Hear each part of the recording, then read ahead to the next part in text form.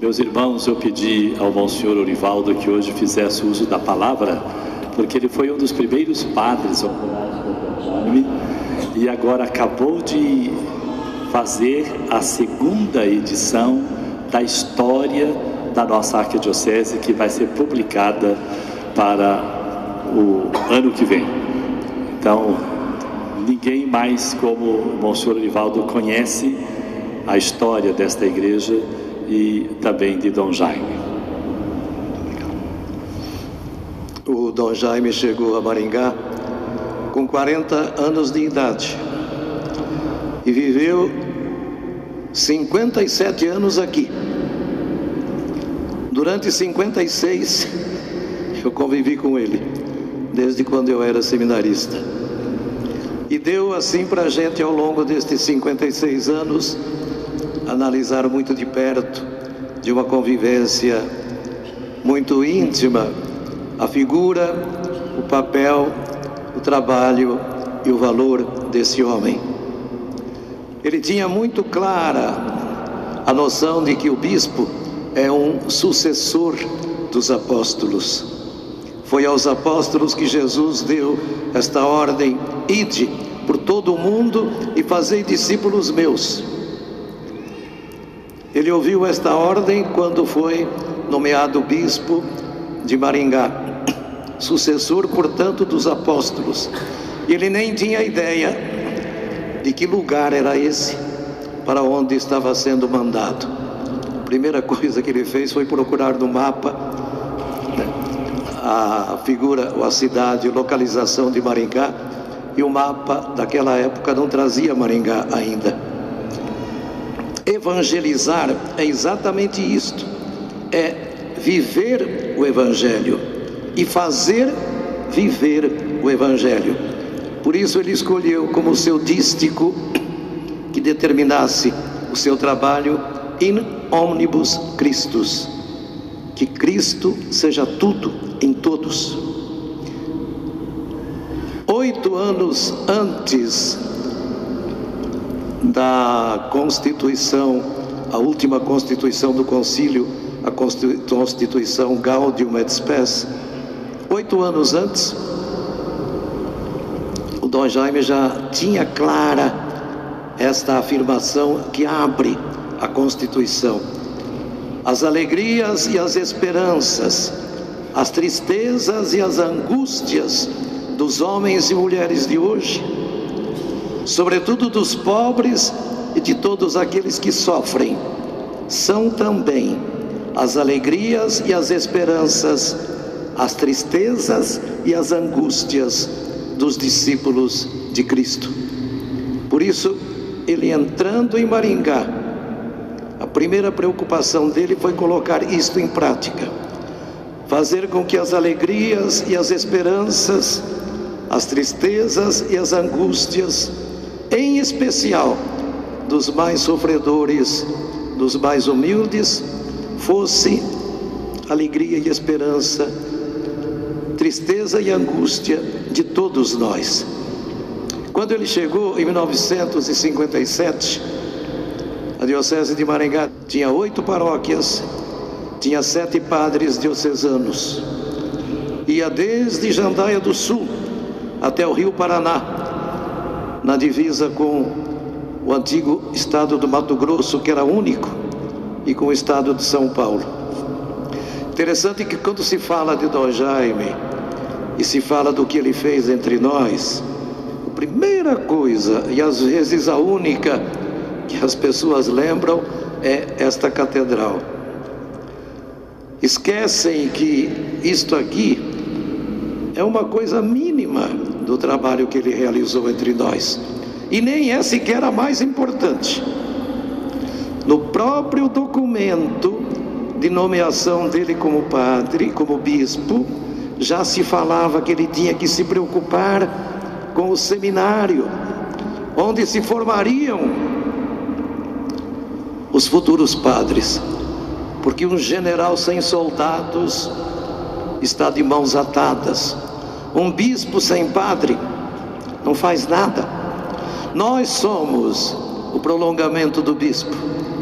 Nós somos os auxiliares dele, nós somos os braços dele. Sem nós, o bispo não é ninguém. Ele não consegue chegar até as pessoas, ele não consegue se fazer presente junto das pessoas para cumprir a missão de evangelizar. Quando terminou o seu trabalho de bispo, depois de 40 anos, Dom Jaime, partindo do zero, onde não havia um tijolo no chão, ele tinha um seminário pronto, ele tinha 25 padres novos, que ele mesmo formou desde o início, e tinha 34 novas paróquias que ele criou para atender melhor as várias comunidades onde os padres pudessem ser a extensão do seu trabalho. Em 40 anos de bispo, ele realizou 1078 visitas. Ele visitou 2031 matrizes e comunidades rurais. Por quê? Porque o pastor tem que estar junto do seu rebanho. Ele ia até as barrancas do Rio Paraná, em qualquer lugar onde houvesse um agrupamento de católicos, lá estava ele, repetidas vezes, inclusive, para marcar a presença do pastor. Desde que ele chegou a Maringá, ele se dedicou a isto, a diminuir o sofrimento dos pobres, a defender os direitos dos mais fracos, a lutar pela justiça, pela educação, pela saúde, pela moradia digna, pela comunicação, pela cultura. Tudo isso é evangelizar.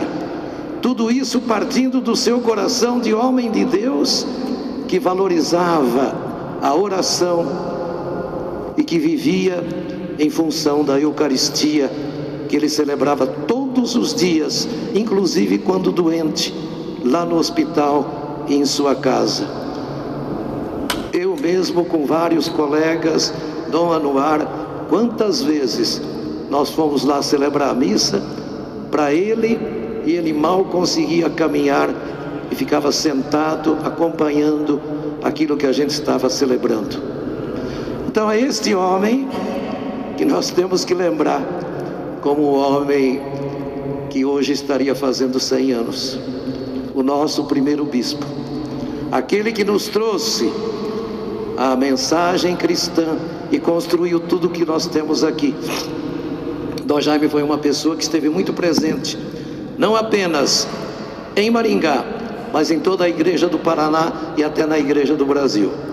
Eu sei, não precisam me dizer, eu convivi com ele 56 anos.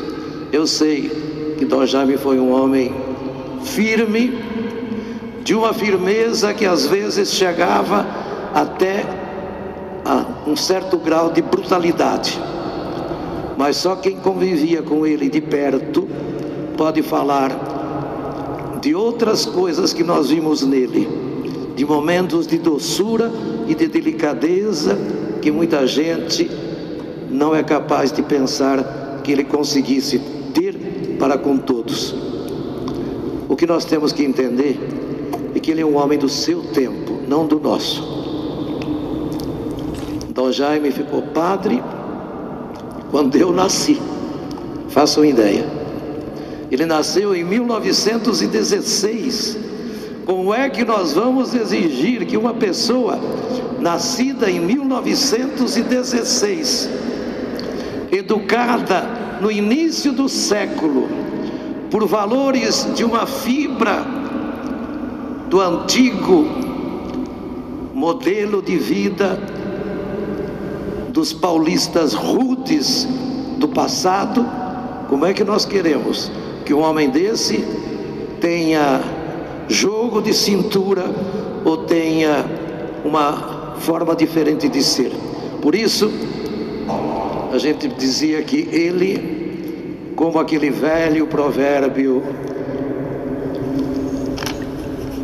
aquele velho provérbio mineiro, lhe dava um boi para não entrar na briga, mas depois que entrava, dava uma boiada para não sair. Eu acho que o Dom Jaime nem dava um boi, ele dava só um bezerro, porque para ele uma briga era a coisa mais normal do mundo, desde que fosse para defender os direitos do Evangelho e os direitos da justiça.